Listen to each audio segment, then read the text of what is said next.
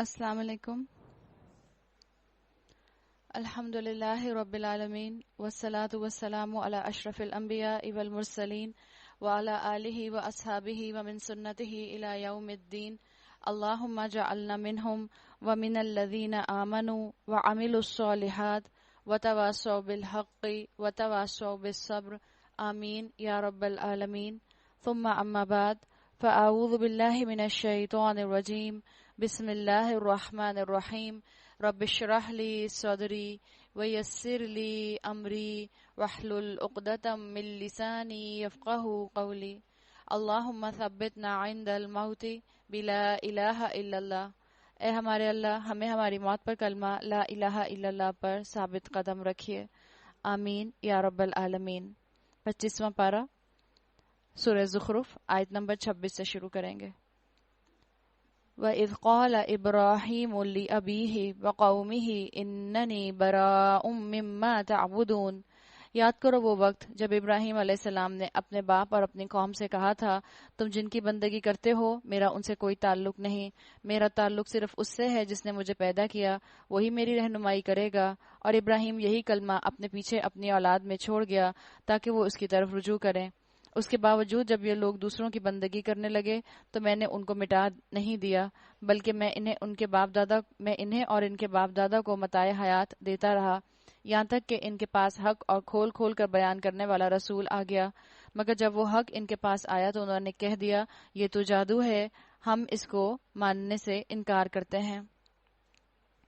بتا دیا گیا یہاں مشرکین مکہ کو بھی کہ جو اپنے آپ کو ابراہیم علیہ السلام کے دین پر کہا کرتے تھے، ان کو اشارہ کرا دیا گیا کہ تم دیکھ لو تمہارا فیملی ٹری جہاں سے شروع ہوتا ہے وہاں ابراہیم علیہ السلام ہے، اور ابراہیم علیہ السلام جو تھے وہ ایک دین کے اوپر تھے، توحید کے اوپر تھے، وحدانیت پر تھے، اور محمد رسول اللہ صلی اللہ علیہ وسلم انہی کے خاندان سے آئے ہیں.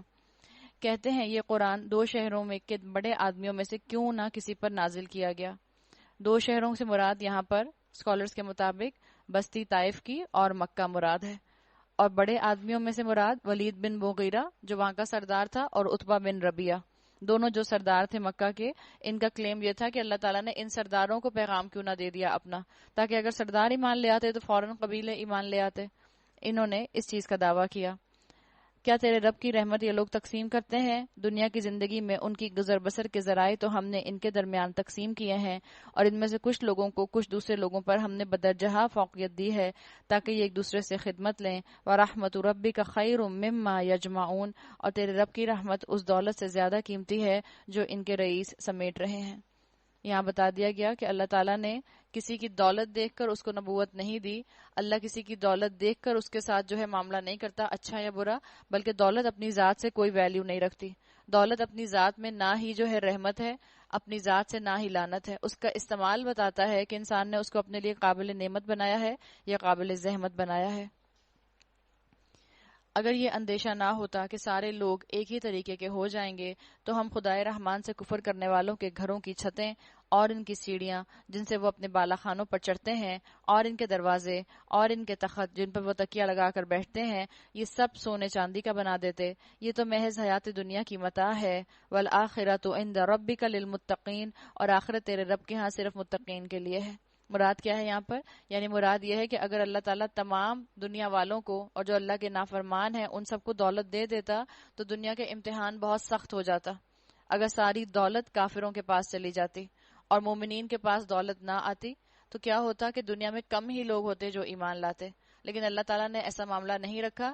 ایمان لانے والوں میں ایسے بھی تھے جن کے پاس مال و دولت نہیں تھا، اور ایمان لانے والوں میں ایسے بھی تھے جن کو اللہ تعالیٰ نے مال و دولت سے نوازا تھا. یہ اللہ تعالیٰ کی اپنی تقسیم ہے.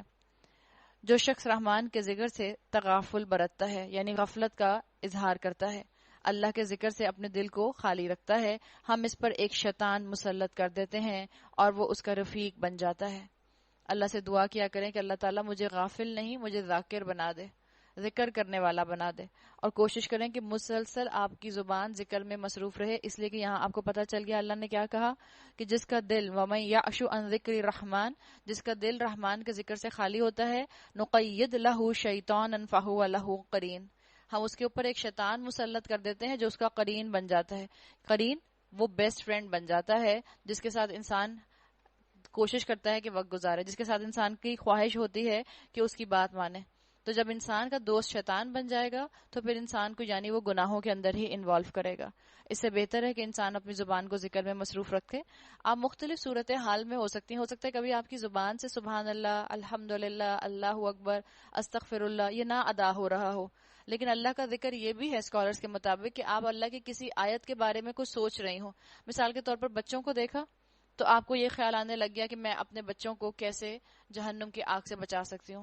اب آپ اس کے بارے میں جو بھی اسٹریٹجیز بنا رہی ہیں، جو بھی آپ سوچ رہی ہیں، جو بھی آپ کے ارادے آ رہے ہیں، یہ بھی اللہ کا ذکر ہو جائے گا. مثال کے طور پر آپ کھانا پکا رہی ہیں، آپ کے ذہن میں یہ آیت آ گئی کہ اللہ تعالیٰ نے قرآن میں کہا ہے کلو وشربو، کھاؤ پیو، ولا تسرفو، اسراف نہ کرو. پھر آپ سوچ رہے ہیں کہ کھانے کا اسراف کیا ہوتا ہے، تو یہ چیز بھی آپ کا ذکر بن جاتی ہے. آپ نے گھر کا سامان دیکھا، اپنے گھر کی طرف نظر ڈالی، آپ کو اللہ کے قرآن کی آیت یاد آئی متاع قلیل، آپ نے سوچا ہاں صحیح کہا ہے اللہ تعالیٰ نے کہ یہ تھوڑی دیر کے فائدے ہیں، اور اللہ نے مجھے یہ جو نعمتیں دی ہیں، انسان ان کو دیکھ کر سوچے کہ اللہ نے مجھے جنت کمانے کے ٹولز دے دیے ہیں. لباس کو دیکھیں، اپنا لباس، اپنے کپڑوں کے بارے میں آپ سوچ رہی ہیں تو فوراً اس لباس کے مقصد کو اپنے ذہن میں ریوائیو کر لیں کہ جو اللہ تعالیٰ نے قرآن کی آیات میں بتایا ہے کہ یہ تمہارے جسم کے قابل شرم حصوں کو ڈھانپے، اور لباس کا مقصد جو عورت کو بتا دیا گیا اس کے بارے میں سوچیں. یہ سب چیزیں بھی ذکر کے اندر انکلوڈ ہو جاتی ہیں. یہ شیاطین ایسے لوگوں کو راہ راست پر آنے سے روکتے ہیں اور وہ اپنی جگہ یہ سمجھتے ہیں کہ ہم ٹھیک جا رہے ہیں. آخرکار جب یہ شخص ہمارے پاس پہنچے گا تو اپنے شیطان سے کہے گا کاش میرے اور تمہارے درمیان مشرق اور مغرب کا وعدہ ہوتا، تو بدترین ساتھی نکلا. جس نے شیطان سے دوستی کر لی اس کی زندگی میں روٹین میں کیا چیزیں شامل ہو جائیں گی؟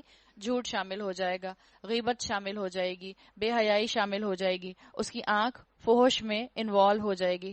اور اگر زندگی میں جھوٹ ہے، غیبت ہے، بے حیائی ہے، ماں باپ کی نافرمانی ہے، چھوٹے بہن بھائیوں کو بلی کرنا ہے یا بڑے بہن بھائیوں کی عزت نہ کرنا ہے، آپس میں لڑائی جھگڑے ہیں، تو انسان سمجھ لے کہ اس کا ساتھی شیطان بنا ہوا ہے.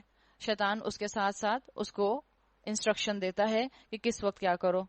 اس وقت ان لوگوں سے کہا جائے گا جب تم ظلم کر چکے تو آج یہ بات تمہارے لیے کچھ بھی نافع نہیں ہے، تم اور تمہارے شیاطین عذاب میں مشترک ہو.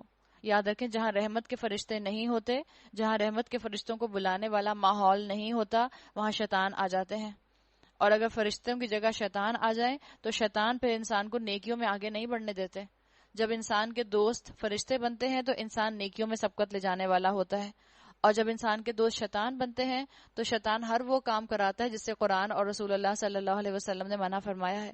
مثال کے طور پر ٹرینڈ کے نام پر گناہ کراتا ہے کہ یہ ٹرینڈ آج کل چل رہا ہے، یا فیشن کے نام پر خاموشی سے انسان کو گناہوں میں انوالو کر دیتا ہے. یہ شیطان کا معاملہ ہے، یہ اس کا وار ہوتا ہے. اب کیا اے نبی تم بہروں کو سناؤ گے یا اندھوں اور سری گمراہی میں پڑے ہوئے لوگوں کو راہ دکھاؤ گے؟ اب تو ہمیں ان کو سزا دینی ہے، خواہ ہم تمہیں دنیا سے اٹھا لیں یا تم کو آنکھوں سے ان کا وہ انجام دکھا دیں جس کا ہم نے ان سے وعدہ کیا ہے. ہمیں ان پر پوری قدرت حاصل ہے. تم بہرحال اس کتاب کو مضبوطی سے تھامے رہو. اللہ تعالیٰ نے کیا کہا؟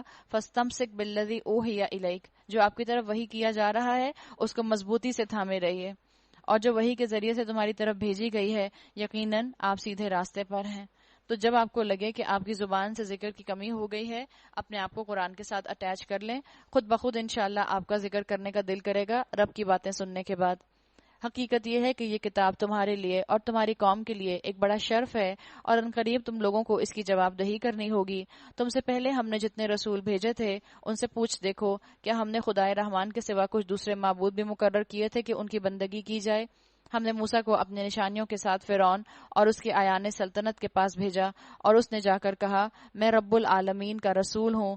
پھر جب اس نے ہماری نشانیاں ان کے سامنے پیش کیں تو وہ ٹھٹھے مارنے لگے. اذا ہم منہا یضحکون، ہنسنے لگے، مذاق اڑانے لگے.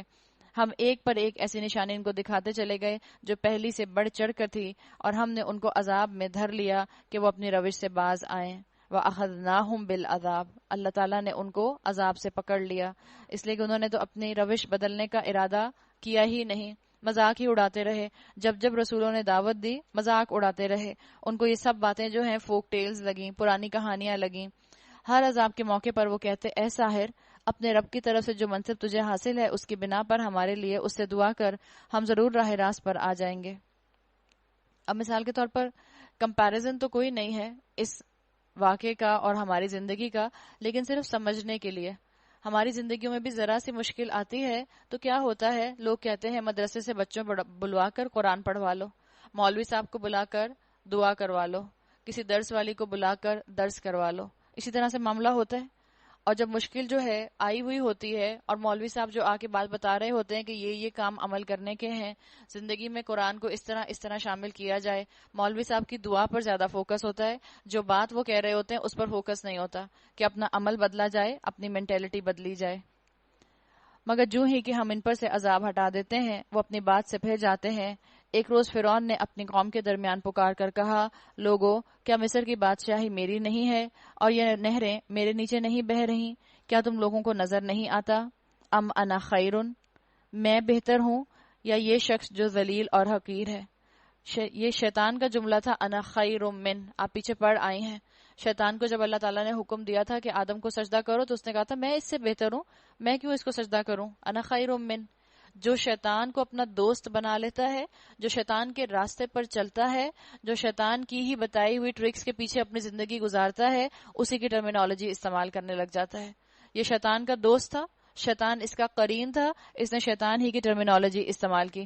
اس نے کہا ام انا خیر من، میں تو کیا اس سے بہتر نہیں ہوں؟ میں اور اپنی بات بھی کھول کر موسیٰ علیہ السلام کے لیے کہا یہ شخص جو ذلیل اور حقیر ہے اور اپنی بات بھی کھول کر بیان نہیں کر سکتا۔ یعنی کیا مطلب تھا؟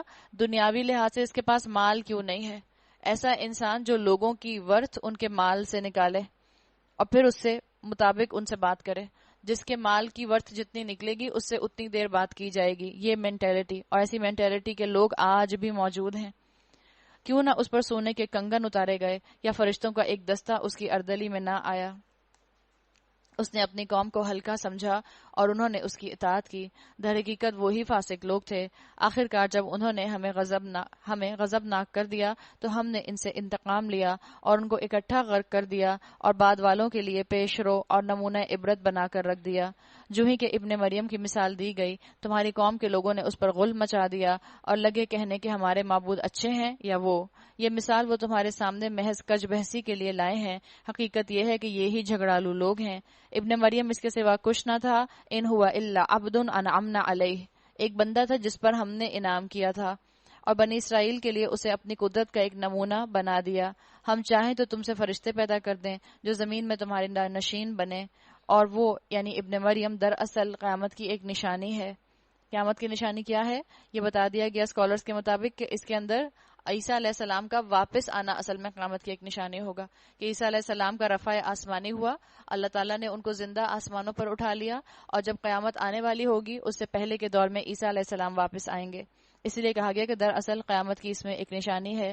بس تم کیا کرو کہ تم شک میں نہ پڑو اور میری بات مان لو، یہی سیدھا راستہ ہے۔ ایسا نہ ہو شیطان تم کو اس سے روک دے کہ وہ تمہارا کھلا دشمن ہے۔ اور جب عیسیٰ سری نشانیاں لیے ہوئے آیا تھا تو اس نے کہا تھا میں تم لوگوں کے پاس حکمت لے کر آیا ہوں، اور اس لیے آیا ہوں کہ تم پر بعض ان باتوں کی حقیقت کھول دوں جن میں تم اختلاف کر رہے ہو۔ فاتقوا اللہ واطیعون، لہٰذا تم اللہ سے ڈرو اور میری اطاعت کرو۔ رسول کی شخصی اطاعت کا ذکر آ گیا۔ ان اللہ ہوا ربی و ربکم فاعبدوہ ھذا صراط مستقیم، حقیقت یہ ہے کہ اللہ ہی میرا رب ہے اور تمہارا رب بھی، اسی کی تم عبادت کرو، یہی سیدھا راستہ ہے۔ اللہ تعالیٰ مجھے اور آپ کو بھی بس اب سیدھے راستے پر چلا ہی دے۔ اللہ ہمیں یہ صراط مستقیم بس اب دکھا ہی دے، وہی صراط مستقیم جس کا ہم نے اللہ سے اس وقت سے تمنا کا اظہار کیا ہوا ہے جب سے ہم نے سورہ فاتحہ پڑھنی شروع کی۔ جب ہم نمازوں میں سورہ فاتحہ پڑھتے ہیں اسی صراط مستقیم کو مانگتے ہیں، اور یہ صراط مستقیم یہ آپ کو اور مجھے کہاں نظر آئے گی؟ یہ مجھے اور آپ کو ماضی میں ان رول ماڈلز میں نظر آئے گی جن پر اللہ نے انعام کیا۔ آپ زندگی میں اپنے آج کے دور میں لوگوں کو رول ماڈلز نہ بنائیں، ہمارے رول ماڈلز ماضی میں موجود ہیں، اس لیے کہ آج جو ہدایت پر ہے آپ نہیں جانتے کل وہ ہدایت پر ہو یا نہ ہو، اس کے کل ہدایت پر ہونے کی کوئی گارنٹی نہیں ہے۔ اسی لیے اللہ تعالیٰ نے سورہ فاتحہ میں مجھے اور آپ کو ایسے رول ماڈل بنانے کو کہا، ان لوگوں کا راستہ اپنانے کو کہا جن کے لیے ماضی کا کنجوگیشن استعمال کیا گیا، انعمت علیہم، جن پر انعام کیا گیا تھا۔ اس لیے کہ آپ اور میں کب تک ہدایت پر ہیں اس کی گارنٹی کوئی نہیں ہے، یہ اس وقت تک پتہ نہیں چلتا جب تک کہ انسان کو موت واقع نہ ہو جائے۔ جس کی موت ہدایت پر آئی اب گارنٹی ہے کہ اس انسان نے اپنی زندگی جو ہے انعام یافتہ لوگوں میں شامل کروا لی۔ تو یہاں بتا دیا گیا کہ اصل میں صراط مستقیم ہی کے اوپر چلو، یہی اللہ کا راستہ ہے، اور یہ صراط مستقیم جس کی گائیڈنس آپ کو اور مجھے سورہ فاتحہ میں دے دی گئی ہے۔